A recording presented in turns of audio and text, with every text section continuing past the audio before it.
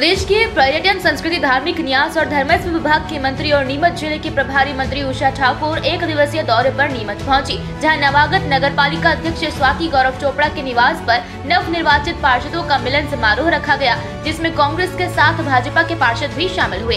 इस दौरान संगठन प्रभारी नंदकिशोर पाटीदार, जिला अध्यक्ष पवन पाटीदार, विधायक दिलीप सिंह परिहार, जिला पंचायत अध्यक्ष सज्जन सिंह चौहान, वरिष्ठ भाजपा नेता संतोष चोपड़ा सहित कई बीजेपी के नेता मौजूद रहे।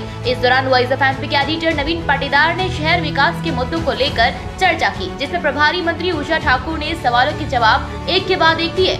इसके बाद वे रामपुरा कुकड़ेश्वर में आयोजित परिषदों के कार्यक्रमों में भाग लेने के लिए रवाना हुई।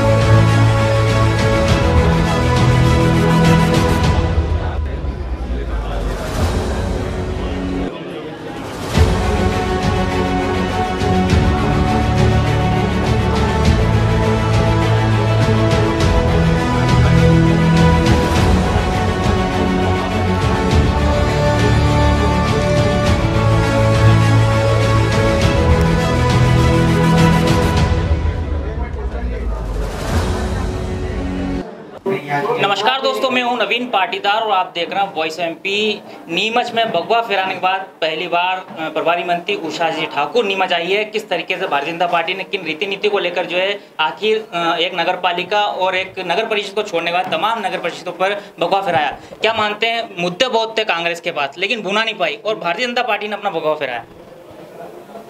देखिए, कोई मुद्दा उनके पास है ही नहीं। 65 साल जो सुनियोजित षड्यंत्र उन्होंने किए, उनका सारा राज फाश हो चुका है और जनता भारतीय जनता पार्टी के विकास, सबका साथ, सबका प्रयास के लिए बिल्कुल प्रतिबद्ध नज़र आ रही है और उसी का परिणाम है कि जनता ने भरपूर आशीर्वाद दिया है। जीरन का एक मामला जहाँ पर एक पार्षद जो है भारतीय जनता पार्टी में शामिल नहीं हुआ और वहाँ कांग्रेस की जो है बोर्ड बन गया। क्या मानते हैं इसे लेकर? क्या भारतीय जनता पार्टी में कोई असंतोष की स्थितियाँ बनी थी? जी, ऐसा कुछ नहीं कह सकते। ये व्यक्ति के ऊपर निर्भर है कि वो अपने वैचारिक उसके प्रति कितना दृढ़ है कि निजी स्वार्थों में पड़कर वो कुछ और कर सकता है। ये तो व्यक्ति व्यक्ति पर निर्भर करता है। आपको एक सख्त नेता के रूप में देखा जाता है, अधिकारी आपसे बड़े डरते हैं, लेकिन यहाँ पर अगर नीमच की बात की जाए तो यहाँ पर छोटे छोटे कार्यकर्ताओं के अधिकारी सुनते नहीं। क्या मानते हो इसे लेकर कोई जो है आप कार्रवाई करेंगे? जी, मेरे पास जितनी भी शिकायतें आती हैं मैं सबका समूल समाधान करती हूँ और यदि किसी कार्यकर्ता को ऐसी कोई तकलीफ है जिसका समाधान नहीं मिल पा रहा, वो आए, उसके साथ न्याय होगा। निकाय चुनाव से पहले ऐसा माना जा रहा था कि नीमच में अधिकारियों का एक बड़ा फेरबदल होगा, लेकिन सालों से यहाँ जमे हुए हैं जिनके बंगले घर यहाँ बना लिए, लेकिन वे लगातार जो है यहाँ विकास का काम नहीं करते, खुद का विकास का काम करते। इसे लेकर कोई तबादला होगा? जी, यदि स्थानीय हमारे सारे नेतागण चाहेंगे तो। मैडम, आखिरी सवाल, क्या माना जाए, संसदीय बोर्ड से शिवराज जी को हटा दिया गया, तो क्या शिवराज युग समाप्ति की ओर है? देखिए, ये संगठन के विषय होते हैं और इस संदर्भ में हम लोग बहुत छोटे कार्यकर्ता हैं, इस पर कोई प्रतिक्रिया क्रिया करें, ये संगठन की एक स्वाभाविक प्रक्रिया होती है।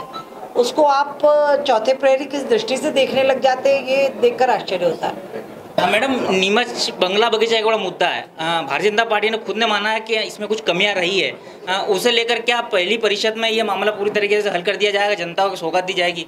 देखिए, कोशिश तो है कि बंगला बगीचे वालों के साथ न्यायी संगत निर्णय हो जाए और पूरी कोशिश करेंगे और करेंगे भी उसको।